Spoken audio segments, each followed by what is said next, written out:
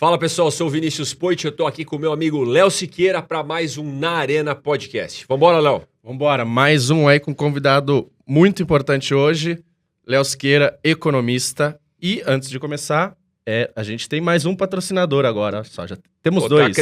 Tá crescendo. Eu falo assim, o Léo é economista, sou empreendedor, deputado federal agora, mas aqui a gente vai montando o avião no voo, né? Exato. E ganhando os apoiadores conforme a gente vai mostrando o resultado. Exatamente. Por isso, vamos antes de começar, falar dos nossos dois apoiadores. O primeiro é a EasyQuant, que é uma casa de análise.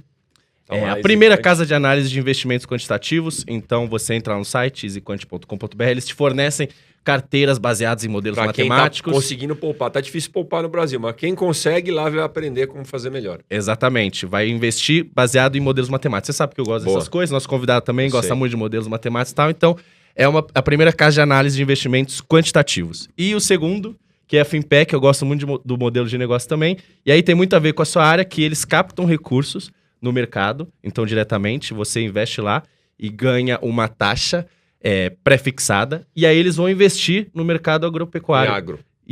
Agropecuário, no mercado de gado.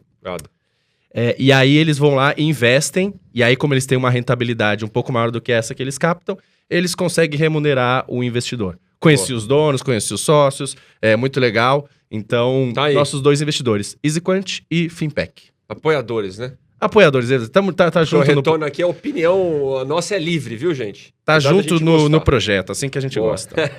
Obrigado, EasyQuant e a Finpack.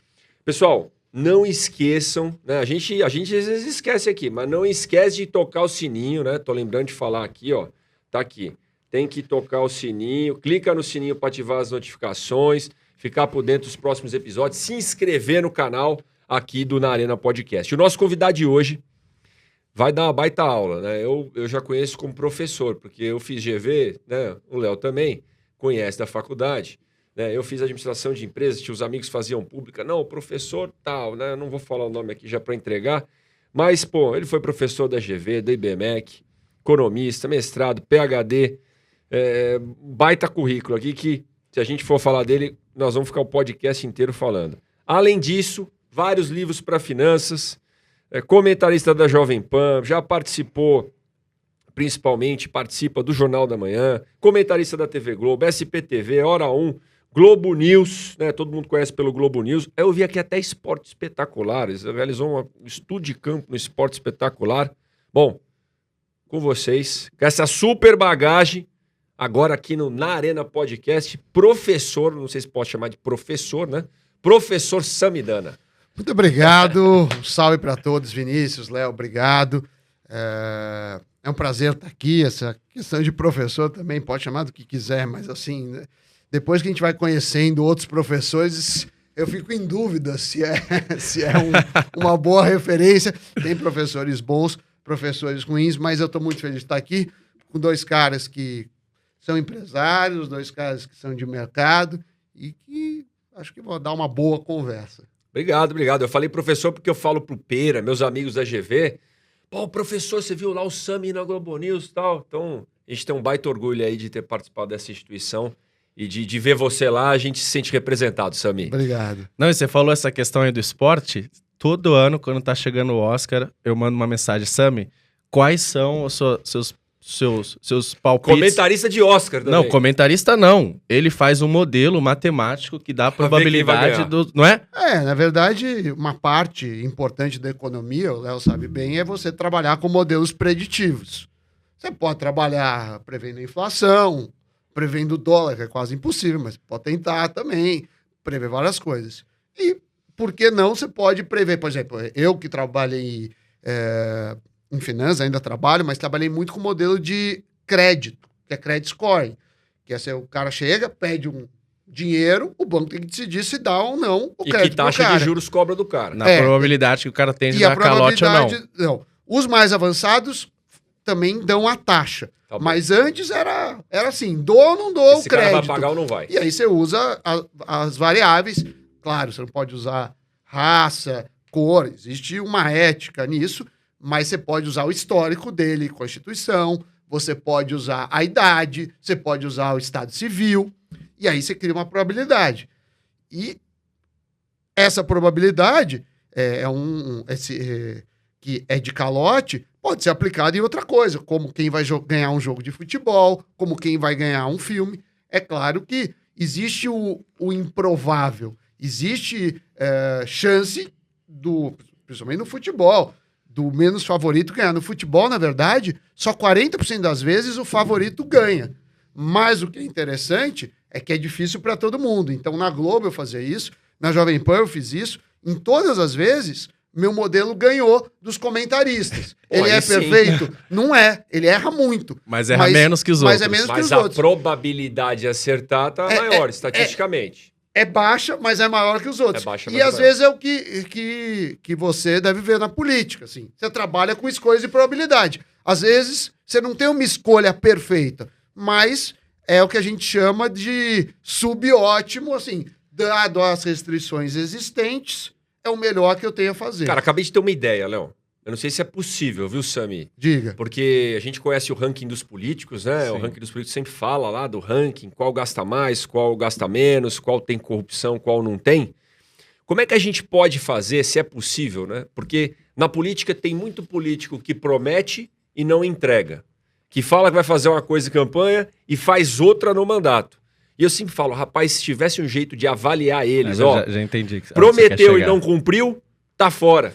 Tem como a gente prever quais são os políticos mais mentirosos que não vão cumprir o que promete? Ou a probabilidade de ele não cumprir uma promessa baseada no histórico dele? No histórico dele? Claro que dá, mas para isso você precisa ter dados. Imagina, você precisa pegar um número gigante de políticos, saber características dele, pegar as promessas. Então, quer dizer, a dificuldade é dados. Futebol, por exemplo, se eu não me engano, todo jogo, tem os scouts.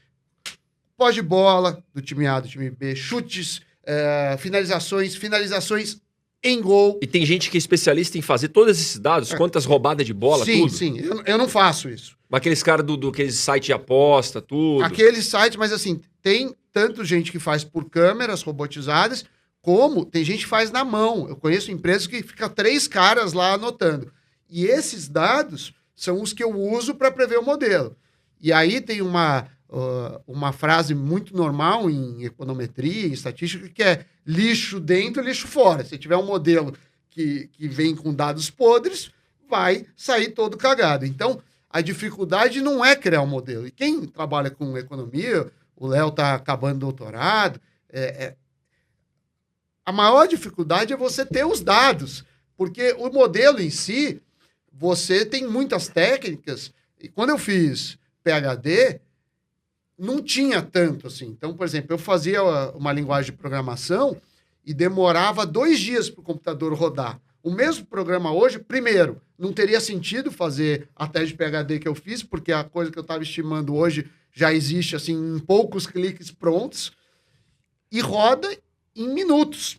Então, a grande questão é, claro, você saber os modelos que existem para você aplicar a ferramenta certa, porque senão tem uma frase que falam que quando você só tem martelo na mão, você acha que tudo é prego, então o cara quer aplicar a mesma ferramenta. E segundo, ter os dados. E quando você fala em economistas de primeira linha, que são os mais publicados academicamente, muitos papers dos caras são porque o cara conseguiu limpar dados e conseguir dados que ninguém tem. Exato. Então eu acho que essa sua ideia é fantástica. Eu não tenho trabalhos em política, talvez o Léo tenha mais interesse nisso. Mas o que eu vejo que o grande desafio é fazer isso. Mas antes disso, só ter os dados e fazer um ranking promessa versus realização, aí você não está prevendo nada. Mas já é legal. Já é legal porque você fala, olha, pelo que prometeu. Mas isso tem um problema, que eu vou te falar, que acontece muito. Eu tô lá no Pânico, vem muito político. Já foi, vem de todas as áreas, mais de direita, mas vem de todas as áreas. Vai mais de direita porque muitos caras de esquerda não querem ir, porque existe... a opinião é livre, mas assim, mais comentaristas talvez sejam... E sabe que vai ter um enfrentamento lá e não quer. Talvez, e beleza. Não vejo mal nenhum nisso. Mas o que eu vejo em alguns caras E aí, eu vou fazer uma crítica à cara de direita, que você fala assim, o cara não gastou nada. Eu sempre olho quando vem, eu vou lá no portal de transparência e falo, deixa eu ver aqui o que esse cara gastou. O cara não gastou nada. Legal. Né? Só que aí você vê, às vezes o cara realizou pouco. Não fez nada também. Então não você nada. fala assim, se eu não fizer nada, sim, eu não erro. Então, assim, qual é o ótimo de você usar de forma eficiente os recursos para dar o resultado? Tem um ponto de equilíbrio ali. Porque, assim, você não fala nada, você não erra também. Então, eu acho que a gente tem um pouco de fiscalização ruim nesse sentido. Às vezes o cara fala, eu não tenho nenhum assessor, não tenho nada, eu não uso nada. Não fez nada também. Mas aí você não fez nada. Eu não estou falando que você precisa de assessor, mas... Assim, sim. Tá claro, tem um ponto ótimo entre não ter ninguém, não fazer nada e ter um pouquinho e dar resultado. E de quanto que é o pouco pelo que o cara faz. Perfeito. O melhor, como na maioria dos casos, não é uma solução de canto, mas uma solução interior ali que Exatamente. o cara... Só que você não pode ter uma solução de canto que o cara usa tudo, usa muito, né? Mas ele fez, mas também há um custo absurdo, e nem o outro oposto, que é o cara não usa nada, não fez nada. Talvez uma solução interior ali... Mas é muito bom o discurso para a população de falar assim... Não gastei nada. Sim. Olha, eu sou o que menos gasta. Mas aí tá bom. Você não gastou nada, mas você recebeu o salário e não fez nada. Sim. Então, o meu medo é o uso, e a gente, como economista, procura a otimização. Perfeito. O uso ótimo. Exato. Então, assim, 1 milhão é caro, 10 milhões é caro, não estou falando de uma pessoa só, estou falando qual o resultado e o impacto disso. Sim. E a economia... Isso acho que vale para a política, vale para a vida. Se alguém pedisse para eu resumir, eu falaria, a gente estuda recursos limitados, escolhas e renúncias. Cada escolha é uma renúncia. Já dizia o Chorão. Já dizia o Chorão, que eu não tenho essa referência, mas o Léo tem, que ele é mais novo. Mas, basicamente, vamos pegar um assunto que está na moda, mas eu vou citar o Temer. No governo Temer, na época eu estava na Globo News, tinha um programa lá meu, e o Temer teve greve dos caminhoneiros. Teve greve dos caminhoneiros. E o Temer tinha vindo do negócio da Dilma, que tinha barrado o preço na porrada da Petrobras, e ele não queria fazer isso, porque a Petrobras perdeu mais 100 bilhões. Foi uma desgraça. Só que ele não queria a greve, não queria que a gasolina fosse cara. Aí ele pegou, na época... Vou chutar o valor. Vamos supor que o valor correto da gasolina, de equilíbrio de preço internacional, fosse 10. Ele vai falar, não, eu vou dar um subsídio para ser 7 ou 6. E aí ele pagava a diferença para a Petrobras. Gastou 13 bilhões e meio nisso. É válido? A sociedade tem que discutir. Você fez uma escolha, o dinheiro é finito. É o caminhoneiro? É a saúde? É a educação? Porque o que não dá e que as pessoas às vezes não entendem, é que as coisas são compensadas e o recurso é limitado. Perfeito. Se você não cortar do outro lado algum custo do governo, e a gente sabe que é difícil cortar por motivos políticos, você está aumentando dívida. Aumenta a dívida, vai aumentar a taxa de juros, que é ruim para a economia. Pode aumentar o valor do dólar frente ao real, que vai bater no seu pé de novo, porque o preço internacional da gasolina é em dólar. Então é muito difícil. Então essa é uma dificuldade grande. E a outra, o que a gente chama em economia, escolha intertemporal. Muitas vezes o ótimo, hoje, eu comprometo um futuro de médio e longo prazo. Só que às vezes esse médio e longo prazo, o político não vai ser cobrado. Ou porque a população esquece, ou porque as pessoas não têm educação, ou por qualquer outro motivo. Então o cara otimiza isso. E isso não acontece só em política. Acontece em empresa. Várias vezes o cara faz uma política de empresa para ganhar tudo hoje e ele destrói o valor da empresa no futuro. Ganha tudo. Eu já vi isso muito no mercado mesmo. O cara faz, alguns gestores, né? Não é todo mundo, mas o cara faz, ganha o bônus dele e pula fora. Exatamente. E depois dane-se a próxima gestão. É o que a gente fala aqui, eu escutei outro dia, Léo. Qual que é a política fiscal do governo? É a política fiscal eleitoral. É a política fiscal populista, porque ele está preocupado com a eleição esse ano. Então, cara, se vai ficar um rombo e uma dívida para o governo seguinte, ele não está nem aí. E aí como é que fica o brasileiro? Então, mas aí que tá. quais são os mecanismos, como economista, para a gente, pensando como, sim, né, refletindo aqui, uma troca de ideias, como a gente pensa para que as pessoas consigam medir no médio e no longo prazo as decisões que estão sendo tomadas agora.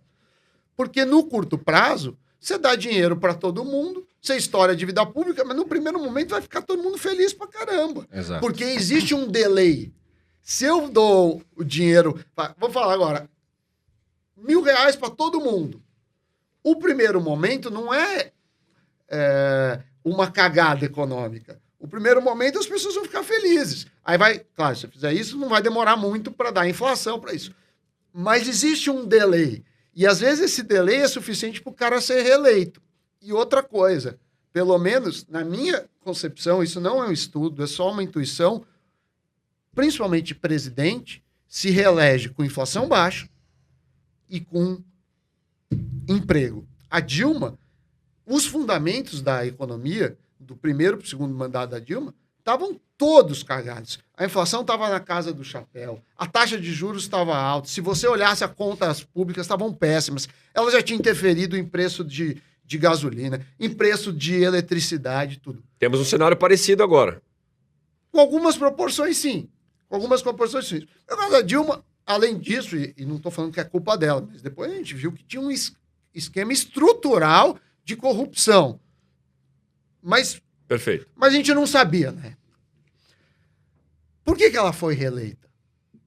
Porque a inflação ainda não tinha... O cara não estava com a percepção, tá tudo mais caro aqui, esse país está arruinado, e não estava o desemprego...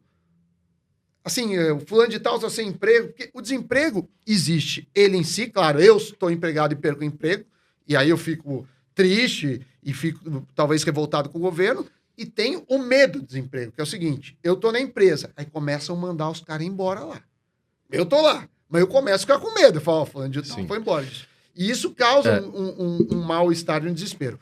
Isso é o índice de mal-estar, inclusive, algumas pessoas chamam, né? Que é desemprego e inflação. Ou seja, você tem desemprego alto e inflação alta, as pessoas sentem muito isso no bolso. No bolso, e é isso que acaba definindo a eleição. Sim. E aí você vê como a população não olha isso, que depois de 6 meses, um maior movimento, pelo menos à época, pedindo impeachment. Assim, então quer dizer... Eu não acredito que alguém era tão bom em 6 meses, sim, até porque exato. 6 meses você não consegue arruinar tanto uma economia. Mas é isso. Agora, qual que é a maneira disso? Educação, sem dúvida. Mas eu não vejo, e aí você como político, e talvez com a ajuda do Léo, tentar mostrar o impacto de cada decisão para as pessoas avaliarem. Porque o problema hoje é que o cara não sabe os impactos de médio e de longo prazo da decisão. E eu posso falar de várias. Uhum. Você passa a mão na cabeça de quem não paga FIES, você faz refinanciamento de dívida de empresa a valores muito vantajosos, tem subsídios que não são justos. Então... Léo, eu vou fazer a pergunta para você e você toca. Isso. Qual é a consequência, então, de inflação alta, né, interferência no combustível, desemprego, que é o que a gente está vivendo no Brasil?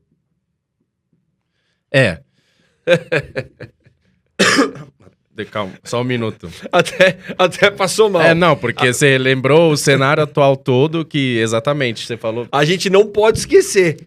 Exato. Não pode errar de novo. Exato. Não, Bom, a gente sabe, políticas populistas é isso. É como você me falou, no primeiro momento você vai... Beleza, vai ajudar a população, parece, mas no final a conta vai vir de alguma forma. Mas antes, eu queria só fazer um comentário que o Sam estava falando, eu acho engraçado. Que estava falando de modelos matemáticos, eu gosto daquela frase, todos os modelos são errados, mas alguns são mais úteis que os outros, né? Tem uma frase que fala assim, é muito difícil... muito fazer previsões, especialmente sobre o futuro. É isso, todos os modelos estão errados. E aí os caras falam, não, porque economia real... Outro dia eu vi um cara, não vou citar o nome, falando assim, porque economia real não bate com o modelo. Cara, nunca vai bater. Mas você faz modelos para ajudar você a tomar decisões. E para simplificar o mundo. Claro. É como você ter você não quer um modelo extremamente complexo. É como você ter um mapa 1 por 1. O mapa 1 por 1 não tem utilidade alguma. Prédio. Não tem. Em vez de eu te mostrar de tamanho real. eu faço o tamanho real. Mas aí você já fez o prédio. Você quer justamente um negócio com alguma simplificação e na simplificação você vai perder.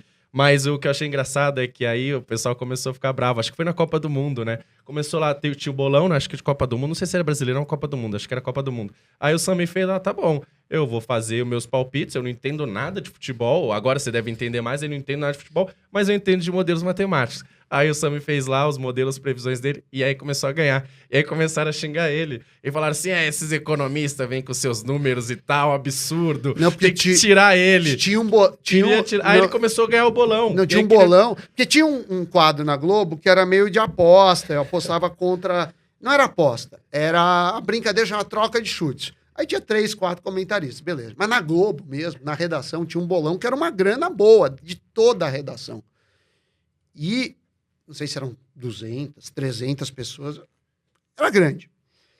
E eu participei... Com comentarista, com um cara que acompanha com futebol a vida inteira. Coitado, os caras jogando no bolão e o Sami com uma puta de uma planilha lá pra apostar. Aí os caras falando, esse Sami tá roubando. Na verdade, nesse caso, tá eu fiquei em segundo.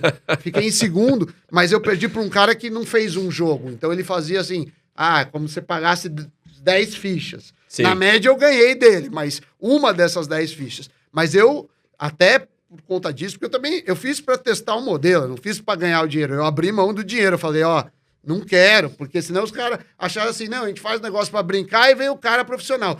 No bolão do Oscar, na Globo, porque você tem na Globo a Maria Beltrão, que é um doce de pessoa, beijo para ela, e ela comenta, e todas as vezes que teve, o meu modelo acertou mais do que os comentaristas. Mas aí na Globo News, uma época, tinha o bolão do Oscar.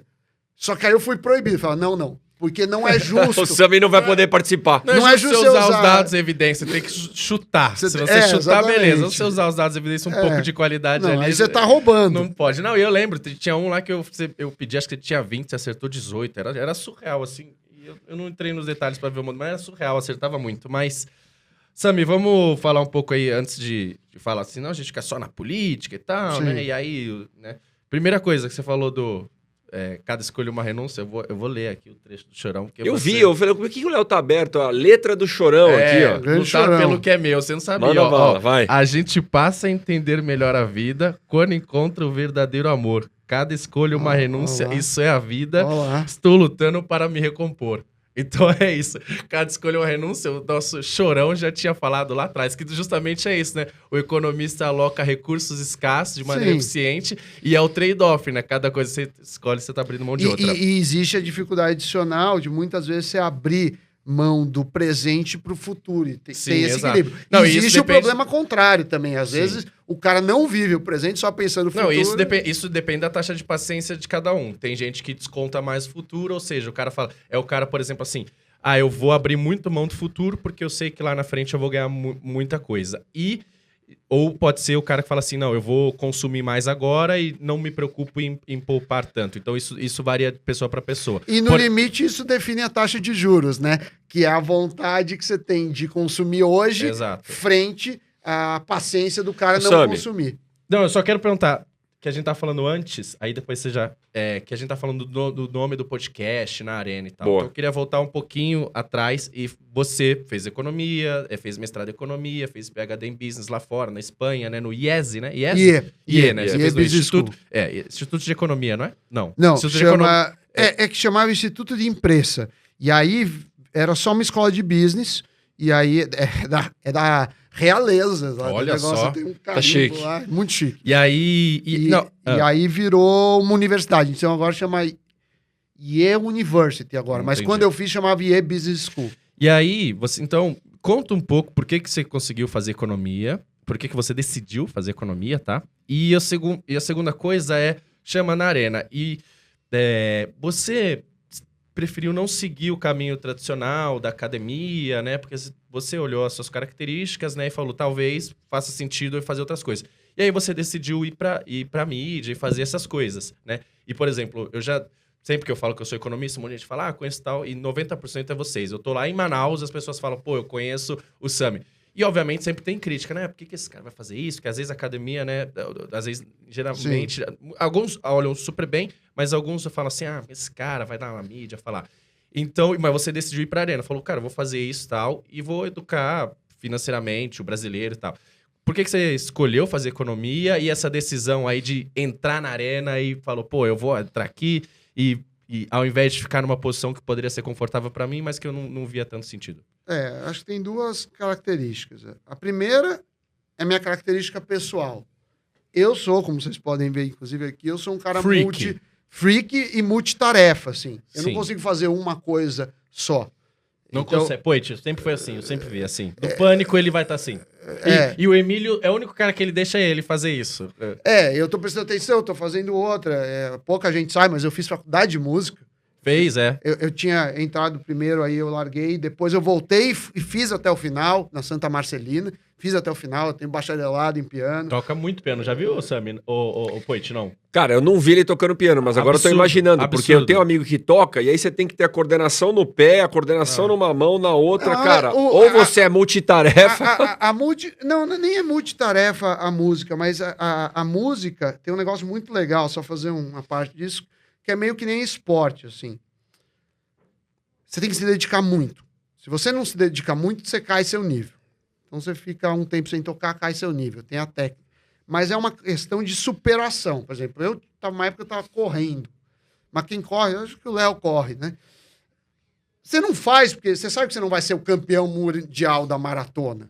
Em música, mesmo eu, entrando em faculdade, você vê no YouTube uma criança chinesa que toca muito mais que você. Mas você não faz por isso. Você faz para você tentar melhorar contra si mesmo. E para melhorar depois de um certo nível um pouquinho, é muito difícil. Então você aprende com a música. Primeiro, é uma atividade solitária. E segundo, que você aprende a lidar com frustração. Porque é frustração o tempo todo.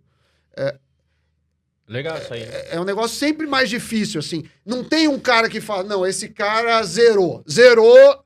Cara, eu sempre te mostro um cara melhor nisso. E isso é muito bom pra vida, porque, cara, sempre vai ter cara melhor. Então, primeiro, tem essa questão minha multitarefa. Então, apesar de eu ter sobrevivido, eu tenho 2 doutorados. Tenho doutorado na GV, tenho um PhD fora, né? O IE, na época, era a 7ª melhor escola do mundo. Depois eu fui fazer pós-PhD, que até para deixar claro que não é um título. Porque já vou falar que eu tô Ele foi para Harvard, fez o pós-doc dele em Harvard. De Harvard. Eu tenho uma capacidade de fazer coisas. Mas o que eu via, que os caras, assim, 100%, o cara acorda e citar a música. Uma vez perguntaram não sei se foi pro Caetano Veloso, pro Chico Buarque, a diferença dele pro Jobim ou pro João Gilberto. E o Jobim e o João Gilberto estão em outros níveis. É porque o cara... ele respira a música, ele faz aquilo, só aquilo, ele não consegue fazer outra coisa, é o dia inteiro. E eu já vi pesquisadores assim. No Brasil, tem alguns, mas lá fora, eu vi os caras, o cara acordava e ficava o dia inteiro naquilo, na mesma 40 coisa. anos. E ele não sai daquilo, ele fica 10 horas naquele problema, e não é que o cara fica 10 horas, porque também brasileiro adora e fala assim, não, ficar 10 horas, mas em 2 eu resolvo. Tipo, esses caras são os caras mais fodas do mundo fazendo 10 horas. Eles já são inteligentes. Eles já são, não existe essa. E mesmo na GV, eu pego rápido, eu não preciso estudar tanto. Não. Eu dava aula, e olha que eu dava aula no mestrado, principalmente na graduação, eu já suponho que o cara vai estudar em casa. Se ele não estudar em casa, ele não tem nem chance de passar, porque eu não vou falar tudo que o cara precisa saber em sala, porque não dá tempo. Tá certo. E aí eu tô falando dos melhores casos do mundo. Então eu falei, cara, não vai fazer diferença. E aí eu fui buscar onde que essas multitarefas são boas. Precisa de capacidade. E a mídia é um deles. Empresário é outro deles. Outra característica. Mas eu diria que existe uma frustração grande que, assim, quando eu saí do PhD lá fora, que era uma top school, você tem chance de aplicar para dar aula em várias outras escolas. E geralmente você não fica na escola que estava. Então teve amigo meu que foi para Bocconi, que é a principal faculdade da Itália. Teve amigo meu que foi para Harvard. Teve amigo meu que foi para San Diego. Para vários lugares do mundo. Claro, você entra como um professor iniciante e você entra no processo de trainer. Mas à medida que eu voltei para o Brasil, você já não está na melhor liga do mundo, entendeu? Então, cara, você pode ser um puta pesquisador brasileiro, mas assim... como um clube de futebol. É como clube de futebol, assim. Se você tá no auge da sua carreira e joga num time brasileiro, não é o comum. Pode acontecer? Exato. Pode. Exato. Mas você não é um dos melhores do mundo. Tem de não ser um dos melhores do mundo se você é brasileiro e joga no auge da sua carreira no Brasil. Beleza. Então teve isso. Então essa foi uma decisão, vou voltar para o Brasil. E ao voltar para o Brasil, aqui, não vou falar que o professor ganha mal, porque se falar ganhar mal é meio ridículo, perto do salário básico. Na distribuição de renda brasileira. Mas assim, para o padrão de vida que eu almejava, para o padrão de vida que eu queria ter, era insuficiente. Então você tem que buscar outras coisas. Então já começa a ter problemas. Eu já não era um cara que consigo ficar focado o tempo todo nisso. Eu ia ter que fazer outras coisas. Para o pesquisador ser bom, não é também ninguém ficar dando muita aula, assim. Porque aqui tem muito professor auleiro, que pode ganhar até bastante dinheiro. Mas se ele ficar 8 horas dando aula, e muitos dão 4 horas de aula por dia... E lá você não consegue fazer sua pesquisa. Você não faz nada, você não entra. Porque pesquisa não é assim que você fala, bom, tenho meia hora aqui, deixa aqui, dá uma olhada. Você precisa de uma profundidade. Então eu já sabia que eu ia ter uma carreira disso. E... as coisas que eu fiz academicamente, que não foram grandiosas, enfim, fiz uma tese de PhD, publiquei algumas coisas. Nada assim, sendo muito honesto. Ninguém lê. Ninguém lê. Mesmo as coisas fora, ninguém lê. E geralmente quem lê é o cara que revisou isso. Então, assim, você quer ser professor para educar as pessoas, para melhorar a vida, para melhorar o país. Eu não tenho tino nenhum para política. Talvez eu tivesse pensado em política se eu tivesse alguma veia política, mas eu seria terrível na política, no meu entendimento. Então eu falo, como que eu vou mudar isso? E eu comecei a fazer mídia. Mídia. A GV tinha uma assessoria, passa para o Sam, ele fala bem, as pessoas gostam. Aí nisso eu fui, na época, Marília Gabriela, que tinha um talk show importante, Jô Soares, que tinha talk show importante, Ana Maria Braga, Rony Fon, basicamente os talk shows que tinham na época. Aí o UOL me deu um blog. Um mês do UOL, a Folha falou, porra... Era blog do Sami no UOL, Era blog do Sami. Acho que foi na época que a gente se conheceu. Foi exato. Eu era aluno do Sami nessa época e eu peguei... Também tem que agradecer, porque eu tô lá desde o primeiro dia. Agora você tá famoso, todo mundo quer, mas desde os primeiros blogs lá que ninguém lia lá o que você escrevia. Ninguém lia. Depois eu fui pra Folha. Aí com a coluna na Folha, eu tive uma coluna na Você S.A., e aí começou a chover oferta de emissoras. A Band falou comigo na época, o SBT falou comigo. E o Doni, que é meu sócio até hoje, era meu aluno de mestrado na GV, de economia, mestrado profissional. E ele estava montando um projeto da Globo News do Conta Corrente. E eu gostei do projeto. Porque eu falei, bom, a Band era a Band aberta, a SBT era aberta. Eu falei, porra, a Globo, né? Sempre você tem uma imagem da Globo. Eu acho que até a Globo, com o tempo, né? Hoje, com a internet e tudo, porque a gente está falando há mais de 10 anos. Tem um outro peso, mas na época, cara... Não, ainda tem o maior peso, provavelmente, mas era maior ainda. Era bem muito mais, maior sim. E antes não era maior. Existia outras alternativas. Aí eu fui pra lá, fiquei lá, e aí eu fiz Jornal da Globo, SPTV, cheguei a apresentar o Conta Corrente, fui comentarista, depois eu fiz Em Pauta, eu fiz quase tudo, assim. Fui pro G1, fui pro Jornal Globo, fui pra Época Negócios, e aí você vê que você se comunica. E você é muito lido. E às vezes as pessoas não entendem e criticam, porque às vezes um acadêmico fala, pô, mas eu elevaria o nível para tal coisa. Mas você tem que falar na Globo, por exemplo, você vai falar de investimentos na Globo. Eu não acho um absurdo o cara ter, sei lá, 2% em criptomoedas. Mas eu acho um absurdo um cidadão médio ter 100% em criptomoedas. E eu não acho prudente você ficar fazendo propaganda de criptomoedas, não propaganda, mas ficar falando num quadro de economia para milhões de pessoas que muitos nunca fizeram um investimento na vida. Então, as pessoas às vezes confundem isso. Então a gente se aprende a falar de massas. Mas o que me possibilitou na Globo, e que eu evolui muito, sou muito grato à Globo, é isso, né? Mesmo hoje. No Pânico eu sou um estilo. É o mesmo Sami, mas é um estilo de se comunicar. No Jornal da Manhã é mais sério. E aí vai se adaptando. Eu gosto muito. E outra característica também é que eu sou meio antissocial. As pessoas não sabem. O cara me chama, às vezes, para algumas coisas. Por exemplo, eu odeio churrasco. Não, eu gosto de comer carne, mas eu odeio. Eu acho um negócio chato. Você ia ser um ótimo político. Você ficar 7 horas... Para mim, não tem motivo de ficar 7 horas num lugar. Assim. Não tem porquê. Para mim, é um monte de gente que tá com tempo livre que combina de perder tempo. E eu, quando... As poucas vezes que eu fui para churrasco... bela visão do churrasco, eu falo assim, pô, eu podia estar fazendo uma coisa muito mais legal. E eu sou meio autista, no sentido que eu tenho um mundo meio solitário. Piano é solitário, eu jogo sinuca agora, que de novo, né? Você joga com alguém, mas você pode... O treino é solitário também. Sociável, então. Sami, isso já tá claro. Né? Você é um multitarefas, autista, solitário.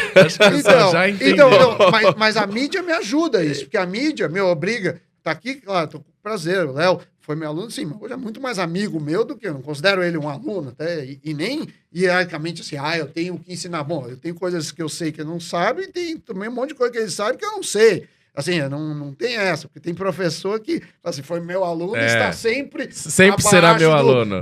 Do mentor. Não tem essa. Eu aprendo disso. Claro, como aluno de graduação, o cara pode te ensinar alguma coisa, mas a chance é mais baixa. Mas não, é um economista... Ô, Sami, deixa eu te fazer uma pergunta. Obrigado. Eu vou fazer uma outra frase do Léo aqui, que é do Chorão também, que o impossível, né? Para quem tem pensamento forte, é só questão de opinião. Começando com essa frase, relembrando Marília Gabriela agora, que ela falava assim, né? Por quê? Cara, você falou de frustração, de solidão, né? Na música, por exemplo, da disciplina. Isso a gente acaba... Faço um paralelo com a política, tá? Porque isso é mais ou menos igual. A frustração, a hora que você entra na política e quer ajudar. Isso eu não tenho dúvida. A solidão, a hora que você quer ajudar. Um pouquinho de autismo também, porque não é fácil viver naquele mundo. O mundo social da política é muito grande. Eu estou encontrando bastante similaridades aqui entre a história e o impacto que você quer causar e o que a gente faz na política. Agora, o mais importante no dia a dia lá, Sami, eu queria te perguntar. Porque, às vezes, se a gente for falar de economia aqui, né, nós vamos usar termos aqui que nem todo mundo vai compreender ou vai entender, né? Se for falar de uma tese de PhD. Você, numa parte da sua história, Sami, que eu acho que foi na Globo News, né? Quando você falou que falava com massas, você fala, não, cara... mais massas quando eu fazia SP1 e Jornal da Globo. Isso, mas... tô falando com milhões de pessoas. Como traduzir, sabe? Como falar de uma forma que todo mundo entende? Porque isso para mim é o mais difícil, cara. Quando a gente vai falar de fundão eleitoral, vai falar de reforma tributária, reforma administrativa, como falar pro cara que tá na ponta, sabe por quê, Sami? Senão ele chega e fala assim, legal, usar até o exemplo seu do começo do podcast. Você economiza dinheiro, você não usa fundão, você tá defendendo reforma administrativa, e eu com isso, meu irmão, cadê o saneamento? Cadê a escola aqui na minha porta? Sim, se é para não fazer nada, aqui. É melhor nem ter o cargo, então, porque eu não gasto nem o salário, cara. Como é que vai pegar todo esse conhecimento, Sami, e a gente traduzir para as pessoas? Porque isso serve para qualquer coisa na vida, né? O cara se aprofunda, a gente precisa impactar. Tem um amigo meu, que é o Pedro Barreto, ele dá aula para mídia, inclusive. Eu cheguei a fazer, sei lá, se chama coach lá, não sei, não considero um coach, mas é um professor disso. E ele fala assim, quando você está na mídia, você tem que lembrar que o espectador ou ouvinte, vamos falar da TV, ele é meio cego, meio burro e meio surdo. Por quê? Porque, além de tudo, tá passando o jornal, ele não tá vidrado lá anotando tudo. Anotando, concentrado. Muitas vezes ele não tá vendo. Entendi. Então ele é meio ele ouve algum ruído disso. Na política, tem dois lados. O lado positivo é que se você falar alguma coisa relevante, a mídia vai te dar um ênfase. Então você vai ser replicado. Mas tem o lado negativo, que é o ruído. que é um monte de gente tentando atrapalhar propositalmente a ideia, seja por uma pauta bomba, seja por um motivo escuso, seja porque o cara não vai com a sua cara, sei lá, e que atrapalha. E na TV, somente ao vivo, que é o que eu fazia, você só tem uma chance.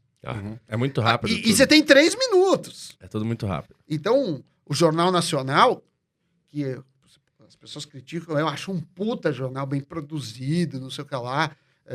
Não estou falando de viés político. Sim, cara tem que explicar a guerra da Rússia em 2 minutos e meio para uma pessoa que, às vezes, nem sabe no mapa onde fica a Rússia. Porque você fala para todo mundo.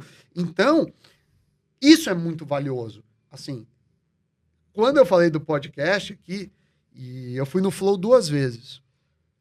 Eu fui poucos podcasts, eu falo muito não, eu não posso. Não sei, aqui prestigiado. Não, aqui eu fui pela relação com o Léo, que é um amigo meu, a gente já fez trabalho juntos. Disso. Estudava em casa a hora que chegava na aula? Ia bem na aula ou não? A gente não perguntou aqui. Ia bem. Mais ou menos. Não, os alunos da GV são, principalmente economia... Você viu que ele não falou que sim, né? Ia bem.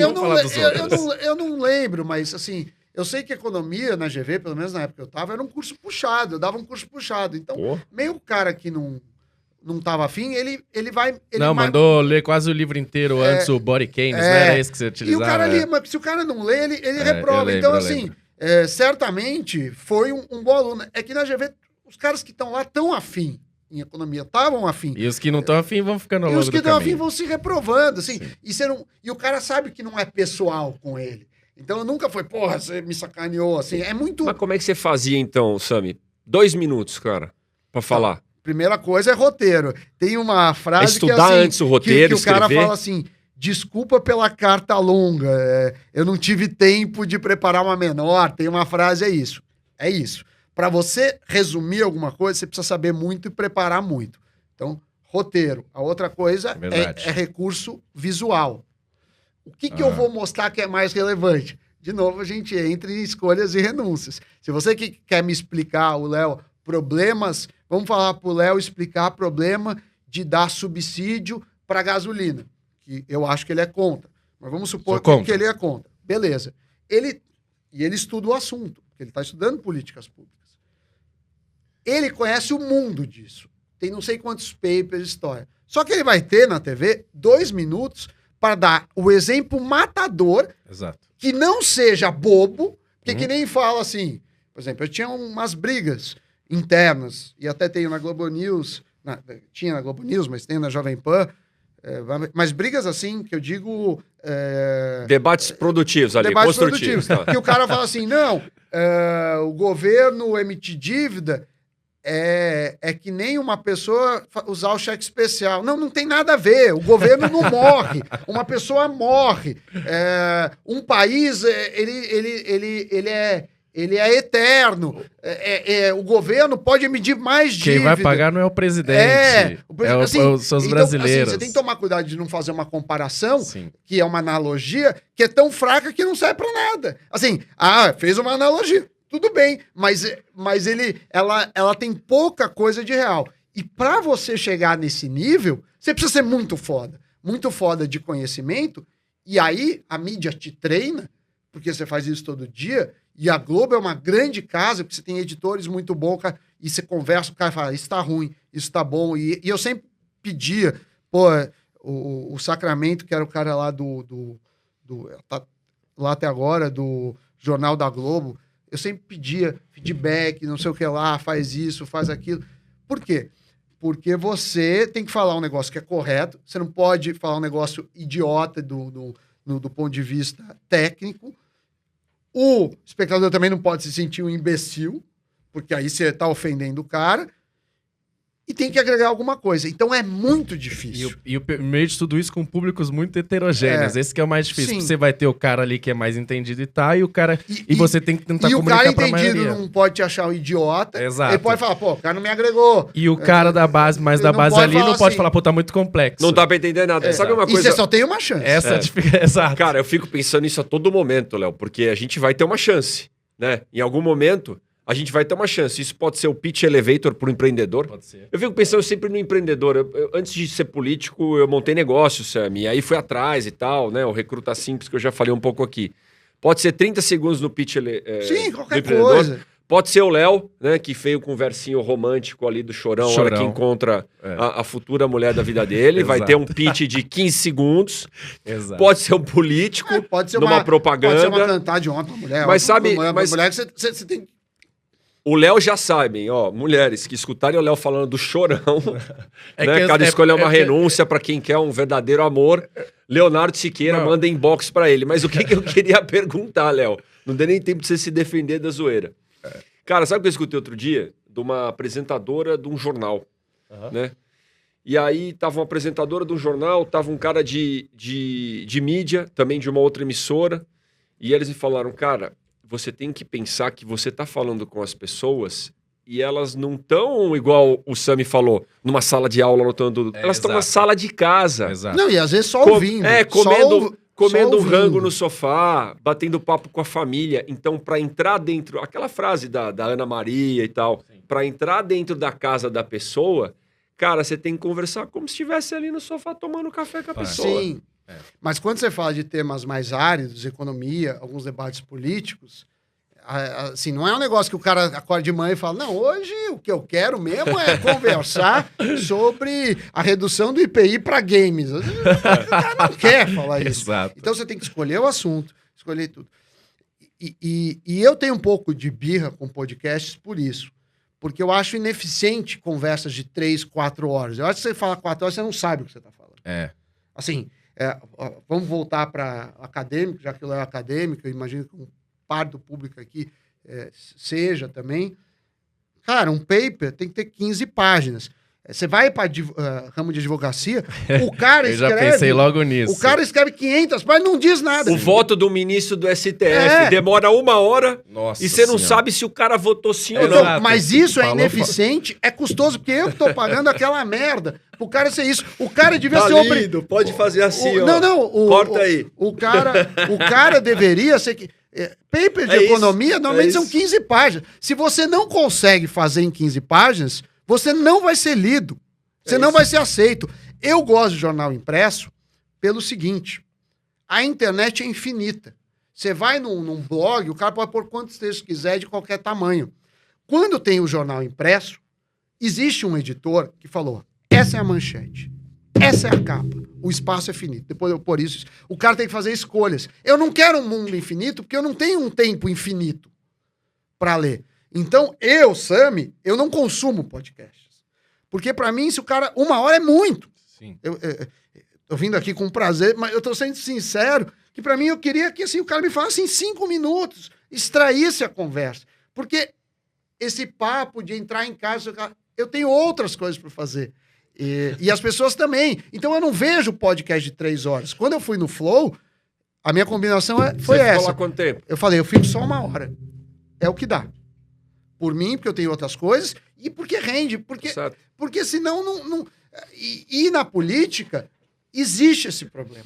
Porque o cara fica lá enrolando, e o cara quer palanque. E aí vai a TV, vai a Globo News, a Record News, a Jovem Pan News, ficar filmando o cara, aí demora mais ainda o voto. E eu que tô pagando isso na eficiência. Aí um advogado escreve uma caralhada de coisa num processo, nem tô falando de política. Aí o juiz demora para ler. E aí ele ganha tempo. Devia ser não, cara. Se você resumir ideias, ser inteligente, ser talentoso. Se você escreveu 500 páginas, cada informação inútil, eu deveria te punir. Porque você tá me fazendo perder tempo. Vamos fazer um projeto de lei aqui. Se esses caras demorar para dar o voto...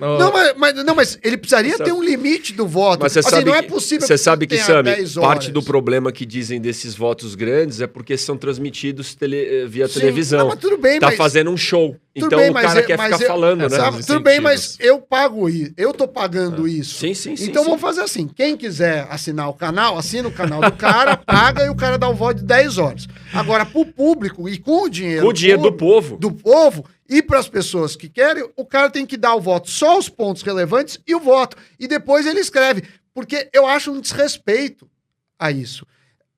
O resumo é importante. Não é possível que todo mundo tenha vontade de ler 500 páginas. E ninguém lê também, é tudo também... E eu já vi esses processos algumas vezes. Finge que lê. O cara bota... Não, e nem coisa só de decisão política, não. Processo judicial, o cara bota um monte de documento, nada a ver, porque é custo zero. É custo zero por advogado fazer isso. E em economia, você não pode dar custo zero a algo que é ineficiente. Porque senão o cara abusa. Se a gente colocar gasolina zero... Nem estou falando só do custo. Eu estou falando do ambiental. As pessoas vão usar mais gasolina do que precisa. Sim. Quando as companhias aéreas não tinham tanto limite de peso e de bagagem, as pessoas levavam mais coisa. Exato. Por quê? Porque não tinha por que não levar. Agora tem custo por bagagem. Agora tem custo, o cara leva mais coisa se ele realmente aplicar. Só que na política, a gente perde... Não é só o salário. A gente perde tempo. O cara podia tomar decisões mais importantes. A nossa justiça é morosa. A gente a gente é muito ineficiente como país por conta disso. Então, são lições que não são vêm da economia, mas é a ótica da economia sobre o mundo. Sami, vou aproveitar aqui agora a sua parte, você falou a gente é ineficiente e tal. Então agora vamos falar um pouco... Não vamos politizar. O Sam até falou, vocês não ficam falando de política. Ela falei, não, a gente discute, mas nada de propaganda partidária e tal, né? A gente tem nossas escolhas, nossos viés e tal, mas a gente tenta fazer sempre um debate baseado nos dados e evidências. Então, me dá um diagnóstico aí. Por que você acha que o Brasil é um país pobre, é sempre o país do futuro? Por que a nossa renda está estagnada, a nossa produtividade está estagnada? Se você pudesse elencar... alguns pontos, assim, são distorções setoriais, excesso de regulação. Tem um vídeo seu que viralizou, que você fala de regulação, que tinha um fiscal de trabalho que vinha e tal. Então, exato, dá um diagnóstico. Por que você acha que a gente é um país pobre e não consegue crescer e está estagnado? Eu acho que educação é um dos grandes problemas, porque eu sou a favor da meritocracia.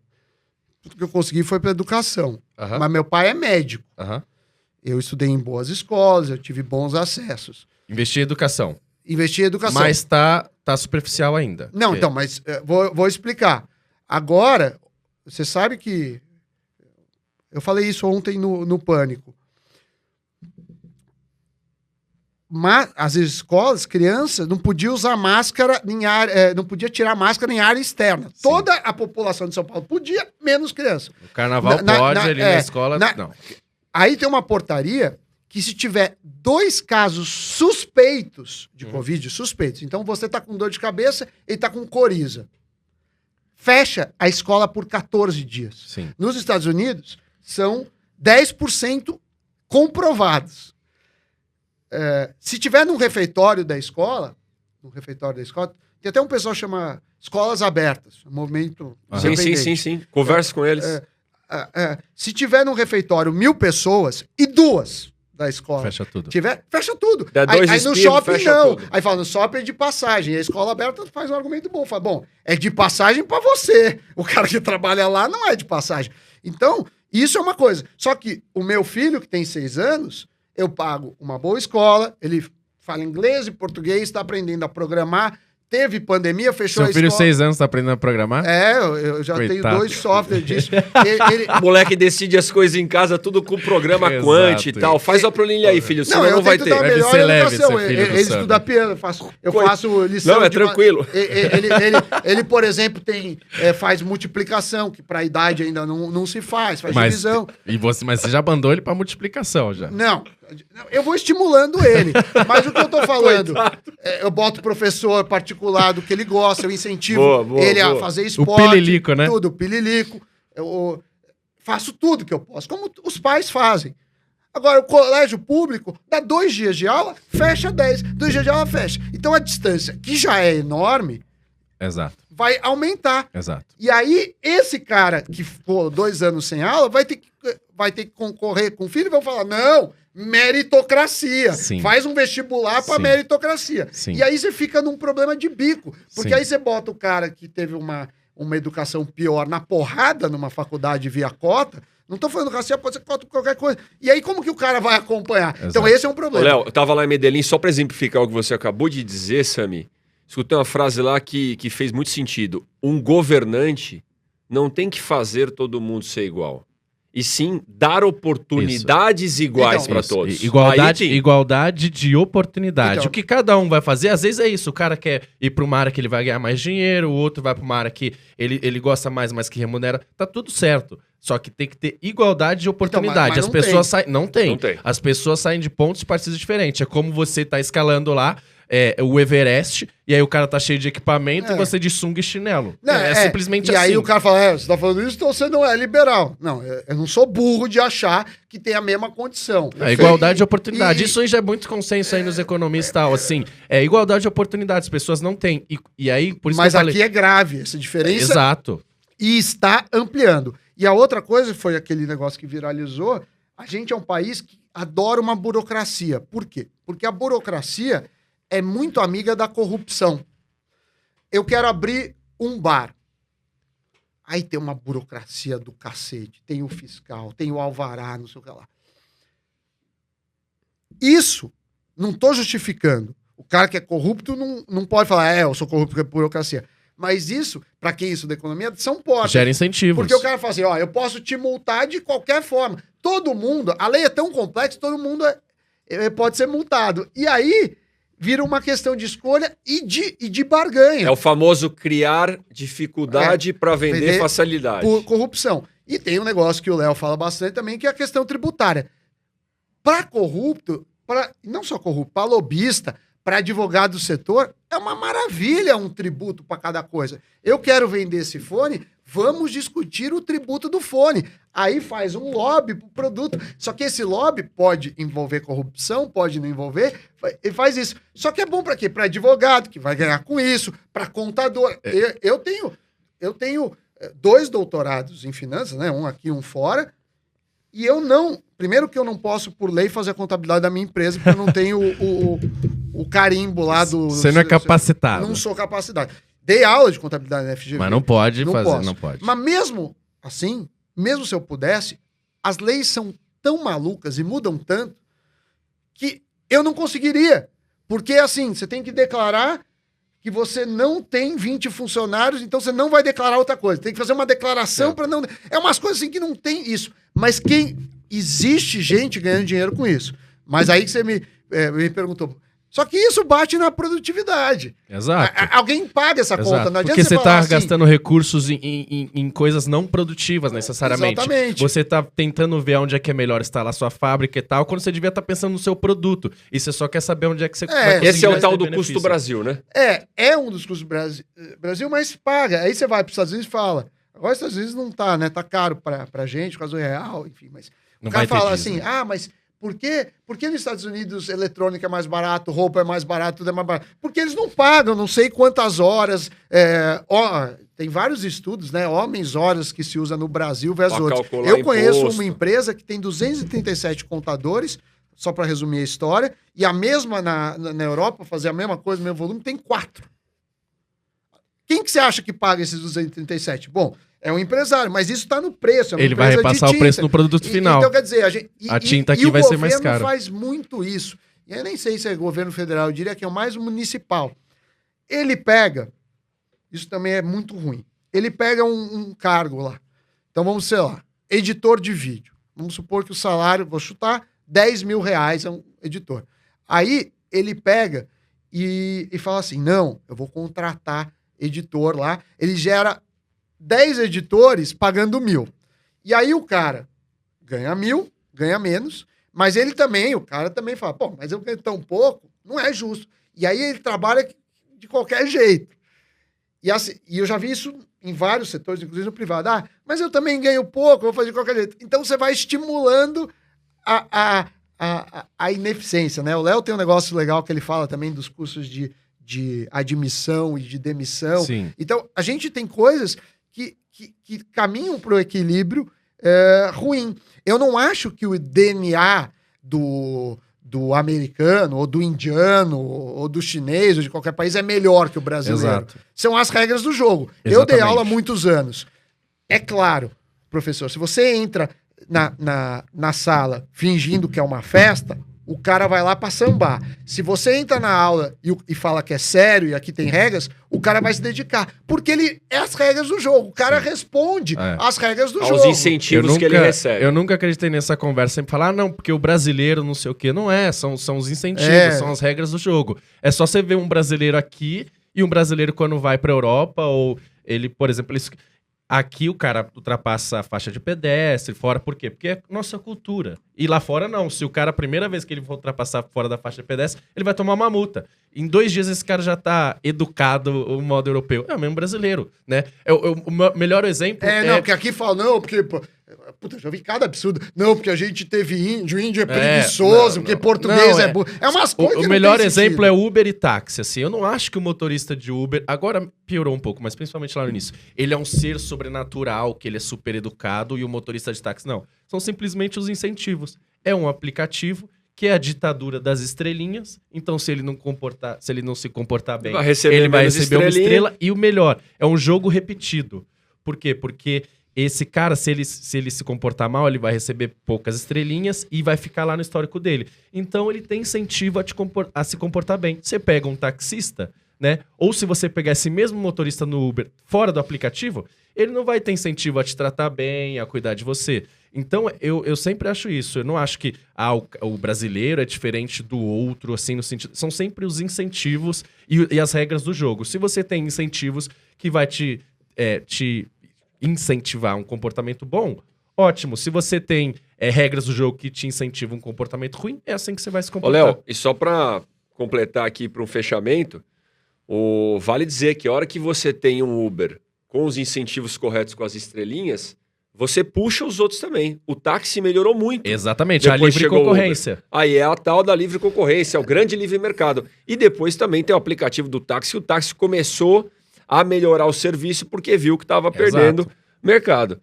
Sami, Mas aí, voltando para só o começo, que eu acho que é um bom link que vocês fizeram, na política, então teria... Por isso que eu gosto de métricas, e por isso que as pessoas gostam...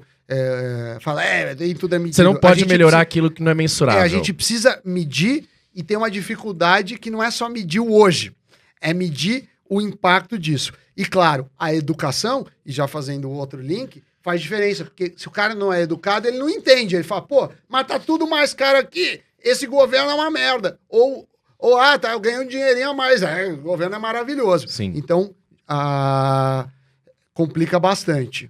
Ô Sami, para fazer um fechamento da minha parte e passar pro Léo aqui, você falou de educação, aliás, vale o pessoal que está nos assistindo se atentar e lembrar, né? Esse vai ser, sem dúvida, o maior desafio, não só do Brasil, do estado de São Paulo, de todo mundo, né? Esse é o maior desafio. Ficamos 2 anos parados, teve índice agora, teve a prova... Mas todo mundo não, os brasileiros são os que mais pararam no mundo. Tá, vamos falar do Brasil então, do nosso estado de São Paulo aqui, ferrado aqui. Teve a prova do Saresp, que é a prova que mede as escolas no estado, né? Caiu muito. O nível de pessoas... 7 anos praticamente, o nível de pessoas que estão no abaixo do básico e o básico é muito ruim. E as pessoas que têm algum nível de aprendizado, proficiência em matemática, por exemplo, fazer as contas básicas, de 10 alunos, nenhum aluno sai. É meio aluno, não dá para ter meio, né? Então é assim, de 100 alunos, 5 alunos sabem fazer as contas básicas. Cara, não é possível. Esse é o maior desafio nosso. E talvez aprenderam sozinho, com pais Esse que é o maior desafio nosso, ensinar, tá? é trazer ensino integral para molecada, que eu acho que esse é o grande trunfo da educação, que é só o Brasil que não existe isso. E a gente não gasta pouco em educação, porque esse negócio que se gasta muito em educação. Talvez gaste mal. Eu não estou falando que o professor ganha bem. O que eu estou falando é que o custo do Ministério da estrutura, do administrativo... E aí o que eu converso muito com o Léo sobre isso... A gente ignora a literatura. Em vez de a gente olhar o que deu certo nos outros países, o que deu errado, o cara fala assim, isso é complexo de vira-lata. Aqui é diferente, que você não conhece o Brasil. Exato. Então, quer dizer, a hora que você acha que o remédio que funcionou para 1.000 pessoas, para você não funciona, porque cada um é cada um, e aí você vem com essa história, mas é um modelo, não sei o que lá, a gente vira um país de merda, porque, assim, todo mundo se acha especial e diferente, e nenhum economista acha que vai funcionar sempre. Mas a questão é, primeiro, dar uma solução melhor do que a existente. Futebol, para eu ganhar o bolão, ou para jogar na seleção brasileira, eu não preciso ser melhor que o Neymar. Se na última Copa eu fosse melhor que o Tyson, eu tava convocado. Então, a gente tem que pensar assim, o que eu faço para melhorar isso? E as pessoas não entendem isso, porque elas vêm acusar como se precisasse de uma solução perfeita, mas não precisa. Se eu te der uma solução que é melhor que a atual, eu já tenho um ganho. Só você falou dessa questão da educação, por isso que eu falei, Sam, investir em educação, porque é fácil também, né? Precisamos investir em educação. Cara, tá todo mundo falando isso há décadas e a gente não melhora. Então, colocando em dado isso que você falou, e você falou que a gente não gasta pouco, um país investe de 4 a 6%, um país desenvolvido em educação, 4 a 6% do PIB. O Brasil investe 6%. Quem fala isso muito é o PB, o Ricardo Paes de Barros. O Brasil investe 6%, ou seja, a gente investe bastante comparativamente em relação ao nosso PIB e o tamanho da nossa economia.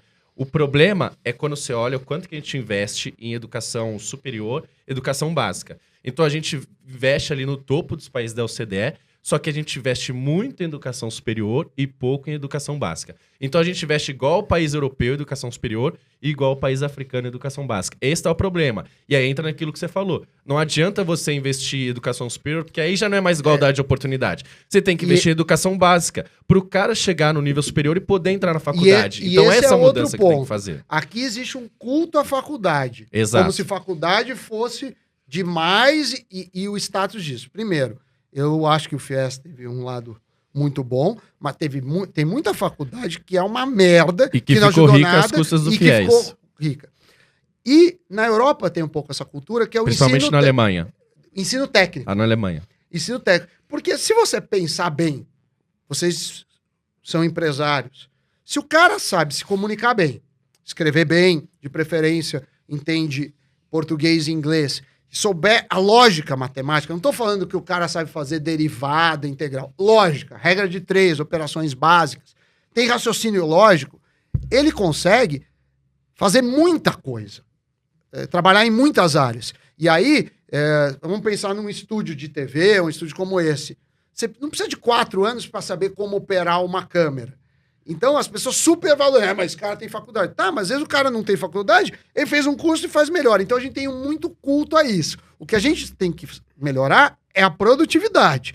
Se isso vai ser faculdade, eu não sei. Mas eu concordo. O que faz mais diferença é a educação básica. E existe, já também falando dos acadêmicos, um monte de acadêmico que fica vivendo à custa de projeto e não tem impacto nenhum do que o cara faz na sociedade. Fala, ele publica, tá? Mas ele publica num jornal que não tem impacto, que ninguém lê, e aí eu publico no jornal do Léo, o Léo publica no meu jornal, e eu fico ganhando dinheiro público disso.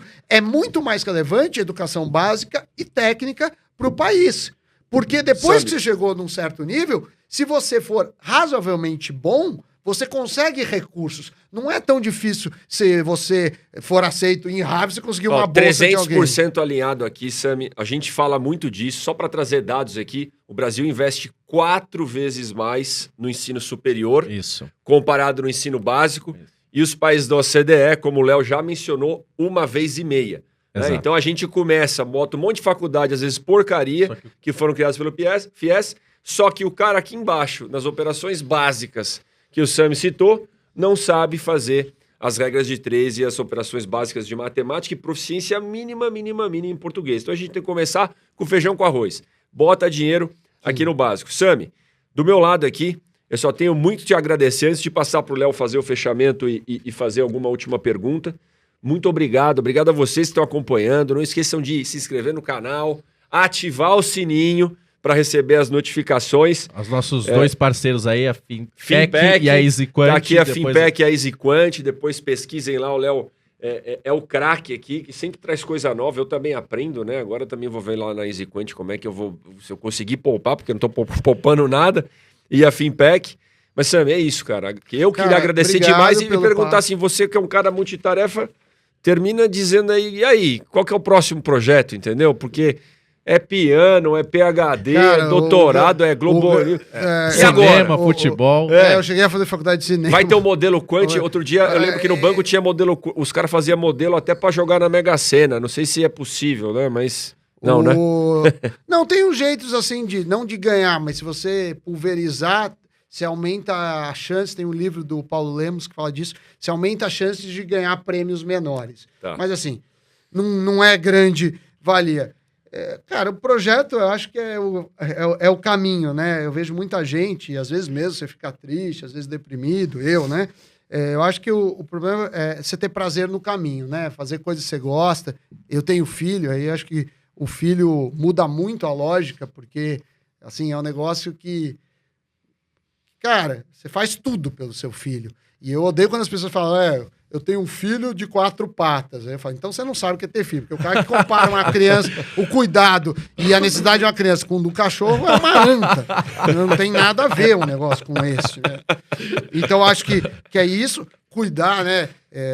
Cara, o projeto é continuar equilibrando vários pratinhos, que é o que eu fiz a vida inteira, que é o que eu gosto de fazer. Então eu nunca vou ser um cara monotarefa. Mas eu tenho uma empresa, tenho a Jovem Pan, eu trabalho pro Nubank, eu tento fazer coisas relevantes. O Léo já me ajudou, até dediquei, teve livro que eu falei, pô, Léo, me ajuda a escrever, e aí escreveu boa parte, como um ghostwriter, tá lá o agradecimento para ele, porque às vezes você não consegue. E fazer, eu acho que assim, fazer coisas relevantes com gente legal.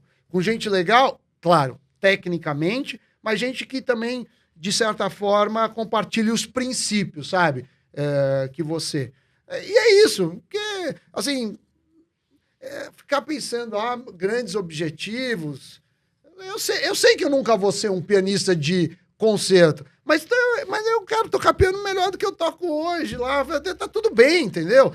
Sinuca, eu sei que eu não vou ganhar o campeonato mundial, mas eu Joga sinuca também. Mas eu gosto de jogar lá com disso. Videogame, agora eu jogo com pililico. Outro dia eu tava jogando FIFA com os amigos, aprender FIFA, eu quero jogar melhor. São esses pequenos prazeres da vida. Começou a programar em R recentemente. Agora em Python, que eu tô aprendendo. Você vai tendo pequenos desafios, assim, eu não acho assim...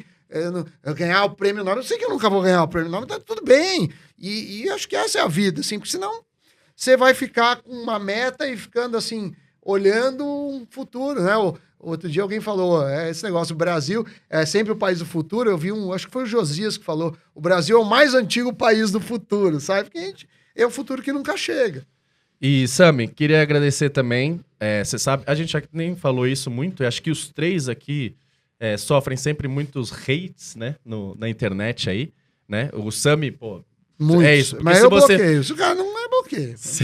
Eu não respondo. Eu tento conversar ainda, mas é difícil às vezes. Eu bloqueio, mas porque eu não ganho não nada vai perder por o tempo isso, ali, Porque é isso, às vezes o cara quer transformar de uma maneira simples, aí, foi superficial demais, é complexo demais. Então sempre vai ter hate. Aí várias pessoas falam assim pra mim, pô, Léo, você é amigo do Sami, não sei o quê, ele fez isso e fez aquilo, e por quê, né? E graças a Deus hoje tem uma relevância independente, a gente começou junto. Eu falo assim, muito. Cara, deixa eu te falar um negócio. Eu vou te falar, eu não sei o que você pensa do Sami, não me interessa o que você e as outras pessoas pensam do Sami. Eu vou falar quem que é o Sami pra mim. O Sami, pra mim, foi quando eu cheguei lá no blog do UOL, primeiro texto, eu era aluno de graduação e a mulher do UOL falou assim, mas não pode publicar com o nome dele, ele é aluno de graduação. Ele falou, então não vai publicar nada. E ele não era o cara que era conhecido hoje, não, tá? Ninguém nem conhecia. Então não vai publicar. Ele escreveu comigo, tem que sair. O Sami era o cara, quando você falou que você me chamou pra escrever o livro, mas foi o contrário. Quando eu fui fazer mestrado na Europa, eu não tava trabalhando, precisava de dinheiro pra viver e pra pagar as custas. Eu falei, Sami, eu vou fazer um mestrado. Me dá qualquer trabalho aí, planilha, alguma coisa que você tem. Ele falou, cara, eu tô escrevendo um livro, se você quiser me ajudar, então você ajuda aqui na parte das pesquisas. Então, eu não quero saber o que o cara vai falar, o que ele representa pra você. Pra mim, esse é o cara que tem. E eu tô falando disso porque cada um tem uma relação assim. E aí vão cancelar o cara um dia e tal. E eu vou ser sempre esse cara que vai estar do lado e não vou queimar o cara, porque esse cara, independente do que ele fez, pra mim, ele sempre me ajudou e representou esses valores. E sempre foi que acreditei, por exemplo. O livro eu já conhecia mais o Léo, mas assim, no primeiro é uma questão de princípio. Porra, o cara foi lá e escreveu o artigo, falou comigo, não vai assinar por quê, sabe? E eu sou muito grato, não acho que eu ajudei. Mas na vida também tem isso, né? Se eu for pensar, muitas vezes você é ajudado por pessoas que você não vai ter como retribuir e outras você ajuda outras pessoas. No caso do Léo, eu acho que não. Eu acho que eu consegui ajudar algumas vezes, ele em outras, tá tudo certo. Mas eu acho que a gente faz isso por princípios. Sim. E é claro que falar merda, todo mundo fala. Não é assim, o Sami nunca falou merda. Falo, mas eu não falo merda porque eu tô ganhando dinheiro por fora para falar, ou porque eu tô com outro. Eu falo merda porque eu simplesmente sou humano e erro. Essa é uma diferença do que o cara que vai lá e fala de propósito. Então, se eu falo assim, eu acredito na educação, é porque eu acredito. Eu não falo alguém assim, tá financiando porque alguém tá ele. me financiando Tá claro? isso. E existe uma diferença para mim dessas duas coisas, né? Eu não falo para ganho pessoal. Outro dia eu critiquei o negócio do repasse da gasolina e os caras falaram, você tá falando isso porque você é acionista da Petrobras. Por coincidência, eu não tenho. Eu tenho réplica do Ibovespa que tem um pouquinho de Petrobras. Mas, assim, não faz diferença isso. E eu não sou acionista da Petrobras. Aliás, nem carro eu tenho. Eu tenho um carro que é alugado e fiquei muito tempo sem carro. Então, quer dizer, posso estar falando merda sobre a gasolina, mas não é porque eu estou querendo um ganho pessoal disso. Então, isso eu acho que é uma diferença grande das merdas que se faz por incompetência, por burrice e por má fé. Então, assim, vou continuar falando merda por burrice, porque eu sou humano, mas não por má fé. Muito bom. Acho que é isso, né? Baita papo. Falamos de tudo aqui, né? Baita e a gente podia papo, ficar falando 7 horas, apesar de você não gostar e odiar churrasco, o churrasco. não quero. A próxima a gente vai te convidar para um churrasco balada de 7 eu também horas. não gosto. Não gosta. Porque o balada o cara chega, sei lá, 10 e fica até 8 da manhã, não tem o que fazer. Tô fora dessa também, viu, Sami? Cara, Tá obrigado bom, por estar aqui. O Léo faz o fechamento, foi um prazer Não, é enorme. isso. Foi uma Obrigado, aula, gente. foi uma aula. Não tem muita coisa aqui, cara. Aprendi muito, é um prazer. Desejo sucesso aí na carreira profissional, na carreira política de vocês. Vocês parecem, né? O Léo eu já conheço faz tempo, mas você me dá a impressão que é um cara bem intencionado, bem de princípios e que quer fazer a diferença. Espero que você consiga. Tamo junto. Vamos junto, fazendo coisa. Acho que o Brasil precisa de gente... valores e princípios. Não só bem intencionada, porque de bem intenção, boas intenções o inferno tá cheio, mas de valores e princípios e bem preparados. Exato. Boa. É isso. Valeu. Tchau lá. Valeu, pessoal. Obrigado. Deixa um comentário aí.